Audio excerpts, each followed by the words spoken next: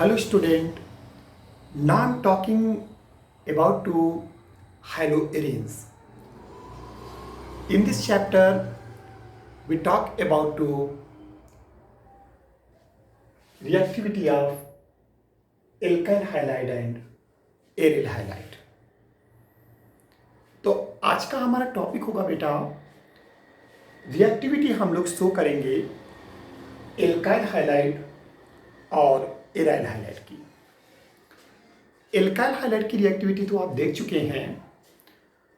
Basic हमारा reason है aryl halide और हमें ये देखना है इन दोनों में कौन सबसे ज़्यादा रिएक्टिव होता है। तो आपको बता दें, जो आप एरिल हाइलाइड पढ़ने जा रहे हैं उसकी जो रिएक्टिविटी होती है वो आपके एल्काइल हाइलाइड से बेटा कम होती है। मतलब जो आपने हैलो एल्केन पढ़ा था वो ज़्यादा रिएक्टिव होता है और आपका जो हैलो एरीन्स होता है वो कम रिएक्टिव होता है। यानी मेरे कहने मतलब ये हुआ कि जो हैलो एरीन्स होगा उसमें जो न्यूक्लियोफिलिक सब्स्टिट्यूशन रिएक्शन का जो रेट होता है, क्योंकि ये सब न्यूक्लियोफिलिक सब्स्टिट्यूशन रिएक्शन देते हैं, तो जो न्यूक्लियोफिलिक सब्स्टिट्यूशन का जो रेट होता है वो आपके हैलो एल्केन से कम होता है। यानी मेरे कहने मतलब हुआ कि हैलो एरीन्स जो हम टॉपिक पढ़ रहे हैं, haloarenes are less reactive than haloalkane. तो चलिए हम शुरू करते हैं, आखिरकार क्या रीज़न है। तो उसके बेसिक 3 रीज़न है। पहला रीज़न है रेजोनेंस स्टेबलाइजेशन, जिसे हिंदी में हम लोग अनुनादी स्थायित्व कहते हैं। तो इसमें सबसे पहला एक प्रकार से रीज़न मैं आपको बताऊंगा रेजोनेंस, जो आपके एरिल हाइलाइड की रिएक्टिविटी को कम कर देता है। दूसरा हमारे पास है बेटा हाइब्रिडाइजेशन एंड पोलरिटी, जिसे हिंदी में हम लोग बेटा संकरण और ध्रुवता के नेम से हम इसको जानते हैं। तो हमारे पास पहला है रेजोनेंस स्टेबलाइजेशन और दूसरा है हाइब्रिडाइजेशन पोलरिटी। ये आपके सामने 3 फैक्टर हैं, या हम कह सकते हैं 3 रीज़न हमारे पास हैं, या 2 रीज़न आप समझ लीजिए, पहला दूसरा, या फिर इसको 3 रीज़न में आप कह सकते हैं जो हमारे एरिल हाइलाइड की रिएक्टिविटी को डिक्रीज कर देते हैं। बात समझ गए? तो चलिए हम लोग शुरू करते हैं कि रेजोनेंस स्टेबलाइजेशन कैसे हमारे एरिल हाइलाइड की रिएक्टिविटी को कम करता है, फिर हाइब्रिडेशन और पोलरिटी विषय में देखेंगे। ओके, तो हम सबसे पहले बात करेंगे रेजोनेंस स्टेबलाइजेशन। ओके, देखिए बेटा होता क्या है कि अगर हम अपने हैलो एरीन्स की बात करें तो उसमें हाइड्रोजन का जो लोन पेयर इलेक्ट्रॉन होता है और बेंजीन रिंग में जो पाई इलेक्ट्रॉन होता है, तो उनके बीच क्या होता है, रेजोनेंस होता है। यानी मेरे कहने मतलब हुआ हैलो एरीन्स के हाइड्रोजन का लोन पेयर इलेक्ट्रॉन हमारे बेंजीन रिंग के पाई इलेक्ट्रॉन के साथ रेजोनेंस करता है, और जब उनके बीच रेजोनेंस होता है तो उस रेजोनेंस के थ्रू हमारे हैलो एरीन्स में जो CX बॉन्ड होता है, हैलो एरीन्स मैंने क्या बोला बेटा, जो CX बॉन्ड होता है इसमें पार्शियल डबल बॉन्ड क्रिएट हो जाता है। क्या बन जाता है, पार्शियल डबल बॉन्ड। और जब पार्शियल डबल बॉन्ड बनता है तो उस कंडीशन में बॉन्ड लेंथ जो होती है वो डिक्रीज कर जाती है। फिर समझ लीजिए, मैंने कहा कि जो हाइड्रोजन का लोन पेयर इलेक्ट्रॉन होगा वो बेंजीन रिंग के पाई इलेक्ट्रॉन के साथ रेजोनेंस करता है, और उस रेजोनेंस से यहां पर कार्बन और हाइड्रोजन के बीच में पार्शियल यानी आंशिक रूप से पार्शियली क्या होता है, डबल बॉन्ड क्रिएट होता है।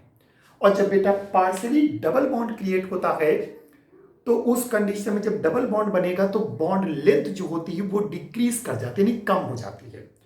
और बॉन्ड लेंथ जब कम होती है तो स्टेबिलिटी जो होती है वो इंक्रीज कर जाती है, और अगर स्टेबिलिटी इंक्रीज कर गई तो फिर रिएक्टिविटी क्या हो जाती, कम हो जाती है। बात समझ गए कि पार्शियली डबल बॉन्ड के बनने से डबल बॉन्ड आएगा तो बॉन्ड लेंथ कम हो जाएगी, बॉन्ड लेंथ कम होगी, स्टेबिलिटी बढ़ेगी, और स्टेबिलिटी अगर बढ़ गई तो ऑटोमेटिकली उसकी रिएक्टिविटी क्या हो जाती है, कम। तो ये मेन रीजन होता है जो हमारे हाइलो एरेंस की रिएक्टिविटी को क्या करता है, डिक्रीज कर देता है। तो चलिए हम आपको दिखाते हैं कि कैसे किस तरीके से पार्शियल डबल बॉन्ड क्रिएट होगा। ओके बेटा, यस स्टूडेंट, चलिए एग्जाम्पल के थ्रू लेते हैं। ये हमारे सामने बेंजीन है,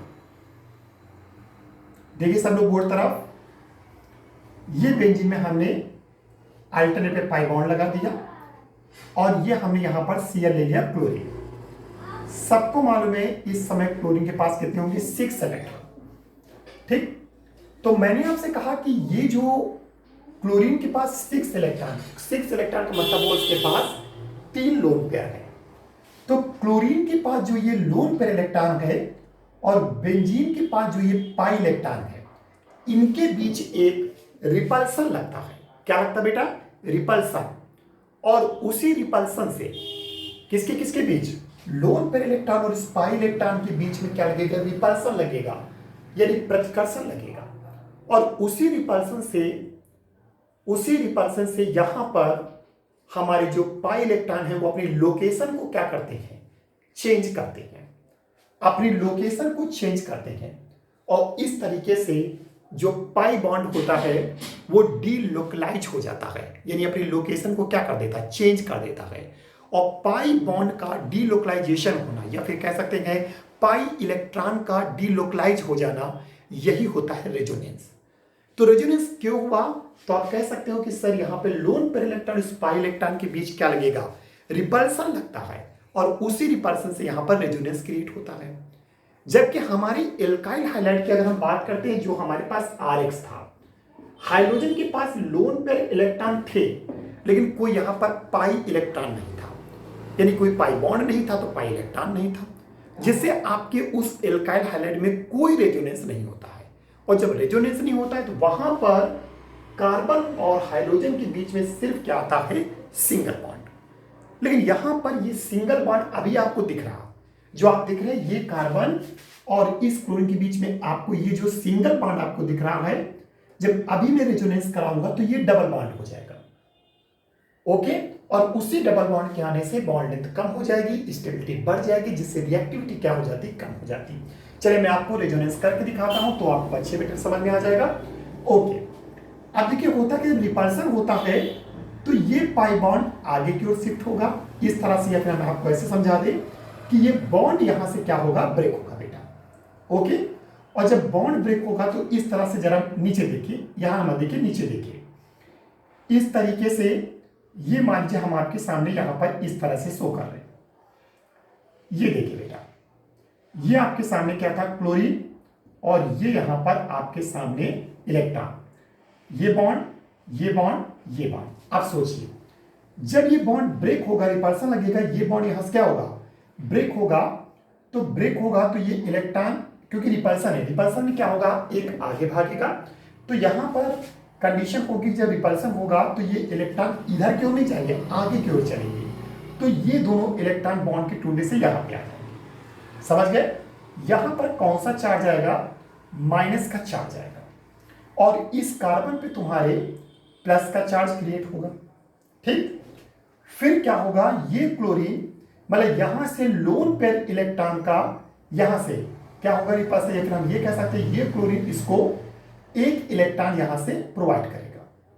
जब ये प्रोवाइड करेगा तो यहां से यहां पर क्या आएगा, प्लस का चार्ज, क्योंकि इलेक्ट्रॉन दे रहा है, और इस पर क्या आ जाएगा, माइनस का चार्ज, क्योंकि ये कार्बन यहां इस क्लोरीन से इलेक्ट्रॉन ले रहा है।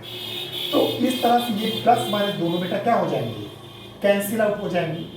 अब जब कैंसिल आउट हो जाएंगे तो उस कंडीशन में अगर हम क्लोरीन के पास देखें तो 2 2 4 और 1 5 और 2 यहां से मिलेंगे 7 इलेक्ट्रॉन है। तो अपने आप को स्टेबल करने के लिए वो एक इलेक्ट्रॉन इसी इलेक्ट्रॉन से क्या करेगा, शेयरिंग, और उस शेयरिंग से एक इलेक्ट्रॉन ये और एक इलेक्ट्रॉन ये, इस तरह से यहां पर डबल बॉन्ड क्रिएट होगा। और इस तरीके से इस कार्बन पर माइनस का चार्ज और क्लोरीन पर आपका प्लस का चार्ज। तो आपने देखा कि ये यहां से बॉन्ड इधर शिफ्ट हो रहा है और ये लोन पेयर इलेक्ट्रॉन इधर शिफ्ट हो रहा है। तो इस तरीके से रिपल्सन हो रहा। तो हम आपको दिखा रहे हैं कि ये लोन पेयर इलेक्ट्रॉन और इस पाई इलेक्ट्रॉन के बीच में इस तरीके से रिपल्सन होगा। और जब बेटा रिपल्सन होगा तो उस रिपल्सन के थ्रू आप समझ चुके होंगे कि यहां पर क्या होने वाला है। ये देखिए, ये आपके सामने इस तरीके से क्रिएट होगा। ये यहां पर डबल बॉन्ड आएगा और ये यहां पर इलेक्ट्रॉन आएंगे दो, और यहां पर माइनस का चार्ज होगा और यहां पर ये डबल बॉन्ड क्रिएट हो जाएगा और इस Cl पर अब टोटल कितने बटेंगे 4 इलेक्ट्रॉन और एक प्लस का चार्ज यहां पर क्रिएट हो जाएगा। ओके बेटा, फिर से अब रिपल्सन होगा। अब इन इलेक्ट्रॉन इसलिए पाई इलेक्ट्रॉन रिपल्सन होगा तो ये इलेक्ट्रॉन इधर शिफ्ट होंगे और ये फिर जो लोन पेयर होगा वो बॉन्ड, या फिर मेरी तरफ से आप ये समझ लीजिए कि आप जब रिपल्सन होता है तो यहां पर जो पाई इलेक्ट्रॉन होते हैं, जो पाई बॉन्ड होता है वो इलेक्ट्रॉन में कन्वर्ट हो जाते हैं और जो ये इलेक्ट्रॉन होते हैं वो पाई बॉन्ड बना देते हैं। ओके बेटा, तो यहां से ये जो आपका जो पाई बॉन्ड होगा वो कन्वर्ट होके क्या होगा, इलेक्ट्रॉन में चेंज हो जाएगा और ये जो लोन पेयर इलेक्ट्रॉन, यहां पर जो इलेक्ट्रॉन दिख रहे हैं आपके, वो इलेक्ट्रॉन आपके बॉन्ड में कन्वर्ट हो जाएंगे। तो इस तरीके से ये यहां पर, ये देखिए बेटा, इस तरीके से ये यहां पर डबल बॉन्ड क्रिएट होगा और अब आपके इलेक्ट्रॉन इस तरह से आएंगे, ये डबल बॉन्ड यहां रहेगा और वो डबल बॉन्ड ऊपर अपने आप बना रहेगा वैसे, और इस तरह से क्लोरीन पास 4 इलेक्ट्रॉन और ये प्लस का चार्ज। ओके, अब इस तरह फिर से होगा, फिर से ये इलेक्ट्रॉन क्या होंगे, बॉन्ड में कन्वर्ट हो जाएंगे यानी पाई बॉन्ड बनाएंगे और जो आपका पाई बॉन्ड होगा वो इलेक्ट्रॉन। तो इस तरह से रिपल्सन आपको दिखाना है। और जब ये रिपल्सन होगा तो इस तरीके से ये आपके सामने क्या होगा, ये इलेक्ट्रॉन यहां पे आएंगे माइनस चार्ज के साथ, ये डबल बॉन्ड इस तरह और ये डबल बॉन्ड इस तरह, और यहां पर ये डबल बॉन्ड Cl और यहां पर 4 इलेक्ट्रॉन और क्लोरीन पर प्लस का चार्ज। और इस तरीके से ये क्लोरोबेंजीन में रेजोनेटिंग स्ट्रक्चर आपके साथ कई बार बोर्ड पेपर में पूछा जा चुका है कि क्लोरोबेंजीन में रेजोनेटिंग स्ट्रक्चर कैसे किस तरह से बनेंगे। तो ये आपके सामने क्लोरोबेंजीन की क्या होंगे, रेजोनेटिंग स्ट्रक्चर है बेटा। और जहां पर आप देख रहे हैं कि क्लोरीन पर पॉजिटिव और कार्बन पर इस तरह से नेगेटिव चार्ज क्रिएट हो रहा है और साथ में आप देख रहे हैं उस रेजोनेंस से हमारे इस कार्बन और क्लोरीन यानी जो CX बॉन्ड है वो आप उसमें सिंगल बॉन्ड नहीं बल्कि वहां पर डबल बॉन्ड क्या हो चुका है, क्रिएट हो चुका है। और जब इस तरीके से बेटा डबल बॉन्ड क्रिएट होता है तो ऑटोमेटिकली क्या होता है कि बॉन्ड लेंथ जो होती बेटा वो कम हो जाएगी, और जब बॉन्ड लेंथ कम हो जाएगी तो उस कंडीशन में स्टेबिलिटी इंक्रीज करेगी और रिएक्टिविटी क्या हो जाती है, कम। तो इसे कहते हैं रेजोनेंस स्टेबलाइजेशन, यानी रेजोनेंस से हमारे इस स्ट्रक्चर में एक स्टेबलाइजेशन आ जाता है, स्टेबिलिटी क्रिएट हो जाती है, जिससे आपके हाइलोएरिन्स की रिएक्टिविटी जो होती है वो न्यूक्लियोफिलिक सब्स्टिट्यूशन के थ्रू क्या हो जाती है, कम हो जाती है। ओके बेटा, इसको नोट कर लीजिए फिर आगे बढ़ें।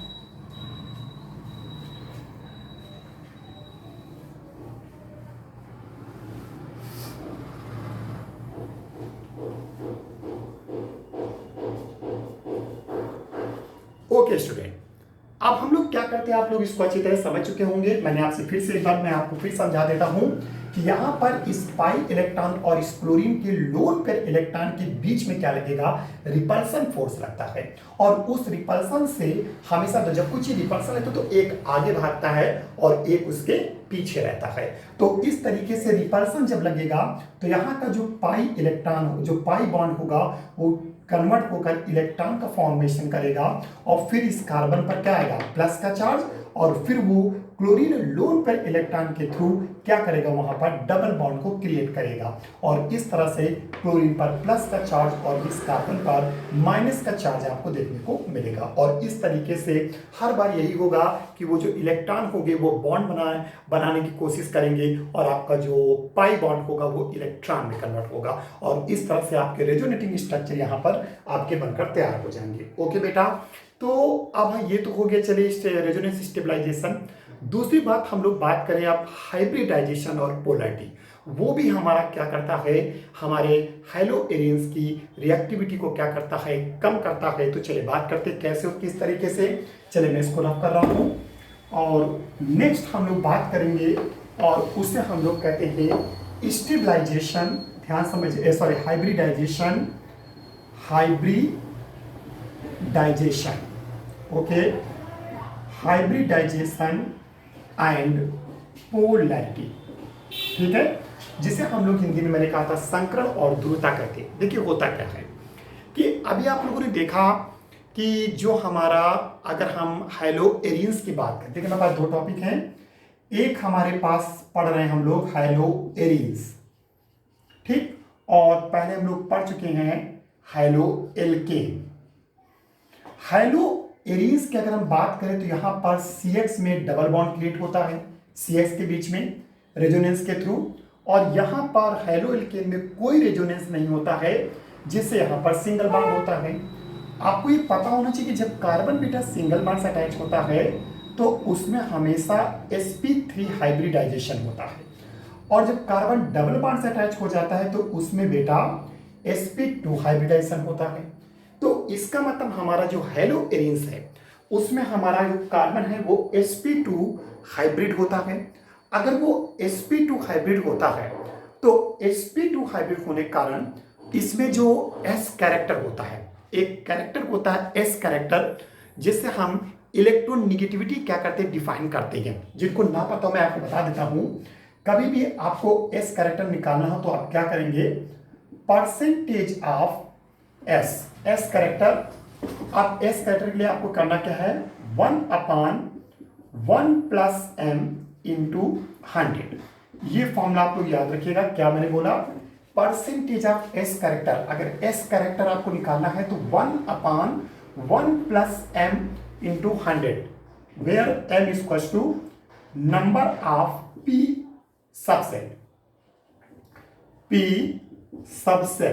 तो यहां पर जो m होता है वो नंबर ऑफ p सबसेल है। अब जैसे मुझे इसमें निकालना है तो परसेंटेज ऑफ s बताइए क्या होगा, 1/1 प्लस यहाँ पर p कितने हैं, 2, और इंटू 100, तो कितना आएगा बेटा, 1/3 इंटू 100, तो कितना आएगा 33.33% यहाँ पर आपको देखने मिलेगा। और अगर मैं इसकी बात करता हूँ तो यहाँ पर अगर मैं s कैरेक्टर अगर मैं आपको निकाल के ही भी दिखा देता हूँ तो कितना आएगा, 1/1 प्लस p कितने बेटा, 3 इंटू 100, तो समझ चुके होंगे 100/4 इंटू 25%। देखिए आप खुद समझ रहे हैं, हाइलोएरियंस में कार्बन डबल बॉन्ड है यानी sp2 हाइब्रिड है, तो वहां पर जो s कैरेक्टर है वो 33% में जा रहा है, जबकि आपके sp3 में वो 25% है। तो इसका मतलब हुआ कि हमारा जो हाइलोएरियंस है उसके कार्बन जब sp2 हाइब्रिड है तो उसमें s कैरेक्टर ज्यादा है, और जिसमें s कैरेक्टर ज्यादा होता है बेटा याद रखिएगा, जिसमें s कैरेक्टर ज्यादा होता है तो उसकी इलेक्ट्रॉन निगेटिविटी ज्यादा होती है, यानी हिंदी में कह सकते हैं तो वो ज्यादा ऋण विद्युतीय होता है। समझ गए, तो वो ज्यादा ऋण विद्युतीय होगा, यानी मेरे कहने में तो उसकी जो इलेक्ट्रॉन निगेटिविटी होती बेटा वो ज्यादा होगी। और जिसकी इलेक्ट्रॉन निगेटिविटी क्या होती है, ज्यादा होती है, तो उसमें जो इलेक्ट्रॉन होते हैं वो क्या होते हैं, टाइटली बॉन्डेड होते हैं। यानी मेरे कहने मतलब यहाँ के जो पेयर इलेक्ट्रॉन होंगे, यहाँ के जो पेयर इलेक्ट्रॉन होंगे वो, क्योंकि s कैरेक्टर ज्यादा है तो यहाँ के जो पेयर इलेक्ट्रॉन होते हैं इस कार्बन और हाइड्रोजन के बीच में टाइटली बॉन्डेड होते हैं, यानी काफी प्रबलता से एक दूसरे से बंधे होते हैं, यानी टाइटली कैसे होते, बॉन्डेड होते हैं। जबकि यहाँ पर s कैरेक्टर कम है तो यहाँ के जो पेयर इलेक्ट्रॉन होते हैं वो टाइटली बॉन्डेड नहीं होते हैं। बात समझ गए, जब टाइटली बॉन्डेड हाइलोएरियंस में टाइटली बॉन्डेड होंगे तो फिर हाइड्रोजन उन इलेक्ट्रॉनों को अपनी ओर ज्यादा अट्रैक्ट नहीं कर पाएगा, और जब ज्यादा अट्रैक्ट नहीं कर पाएगा तो उस कंडीशन में हाइलोएरियंस की जो पोलैरिटी है यानी जो उसकी ध्रुवता है वो कम हो जाएगी। जबकि हाइलोएरियंस में क्या होगा, क्योंकि वो इतने टाइटली बॉन्डेड नहीं होंगे तो उस कंडीशन में हाइड्रोजन उन शेयर्ड पेयर इलेक्ट्रॉन को अपनी ओर क्या करेगा, अट्रैक्ट करेगा, और जिससे इस CX बॉन्ड की पोलैरिटी क्या हो जाएगी, बढ़ जाएगी। और आपको तो पहले ही पता है कि जो ज्यादा पोलर होते हैं उनकी रिएक्टिविटी ज्यादा होती है, तो उस कंडीशन में हमारे एल्केन जो होते हैं वो ज्यादा पोलर होते हैं, इसे इनकी रिएक्टिविटी ज्यादा होती है और हाइलोएरियंस की रिएक्टिविटी कम होती है। फिर से मैं एक बार कंक्लूड करा रहा हूं। देखिए मैंने क्या कहा, हमने कहा कि हाइलोएरियंस में आपका रेजोनेंस के थ्रू कार्बन और हाइड्रोजन के बीच में डबल बॉन्ड आता है, जबकि हाइलो एल्केन में कोई रेजोनेंस नहीं होता है, जिससे वहां पर बेटा सिंगल बॉन्ड रहता है। जब डबल बॉन्ड होगा तो वो sp2 हाइब्रिड होगा, sp2 हाइब्रिड होगा, जबकि हाइलो एल्केन sp3 होता है। जो sp2 हाइब्रिड होगा उसमें s कैरेक्टर ज़्यादा होगा, s कैरेक्टर दिख ही रहा है, s कैरेक्टर ज़्यादा होगा तो उसकी इलेक्ट्रोनेगेटिविटी ज़्यादा होती है। जहाँ इलेक्ट्रोनेगेटिविटी जिस बॉन्ड की ज़्यादा हो जाती है तो वहाँ पर जो पेयर इलेक्ट्रॉन होते वो टाइटली बेटा बॉन्डेड होते हैं। जब टाइटली बॉन्डेड होंगे तो हाइड्रोजन उन इलेक्ट्रॉन को अपनी ओर अट्रैक्ट नहीं कर पाएगा, जिससे उसकी पोलैरिटी क्या हो जाएगी, CX बॉन्ड की कम हो जाएगी। ओके, और पोलैरिटी अगर कम हो गई तो रिएक्टिविटी भी क्या हो जाएगी, कम। जबकि दूसरी ओर अगर हम हाइलो एल्केन की बात करें, वहां पर S कैरेक्टर कम है, इलेक्ट्रोनेगेटिविटी कम है, शेयर पर इलेक्ट्रॉन आपके टाइटली बॉन्डेड नहीं है, जिससे हाइड्रोजन उन इलेक्ट्रॉनों को अपनी ओर क्या करेगा, अट्रैक्ट करेगा, जिससे पोलैरिटी ज्यादा आएगी। और जब पोलैरिटी बेटा ज्यादा आएगी तो फिर रिएक्टिविटी भी क्या हो जाएगी, ज्यादा। तो इसलिए आपका हाइलो एरियंस जो होता है वो लेस रिएक्टिव हो जाते हैं और हाइलो एल्केन जो होते हैं वो कम। तो ओवरऑल मेरे कहने मतलब ये हुआ कि हाइलो एरियंस में रेजोनेंस होता है, रेजोनेंस हुआ, कार्बन और हाइड्रोजन के बीच डबल बॉन्ड क्रिएट हुआ, डबल बॉन्ड क्रिएट हुआ तो sp2 हाइब्रिडेशन बना, sp2 हाइब्रिडेशन बेटा बनेगा तो उस कंडीशन में S कैरेक्टर ज़्यादा होगा, S कैरेक्टर ज़्यादा होगा, इलेक्ट्रोनेगेटिविटी ज़्यादा होगी, तो उस कंडीशन में पोलैरिटी कम हो जाएगी, और जब पोलैरिटी कम हो जाएगी तो रिएक्टिविटी भी क्या हो जाएगी, कम हो जाएगी।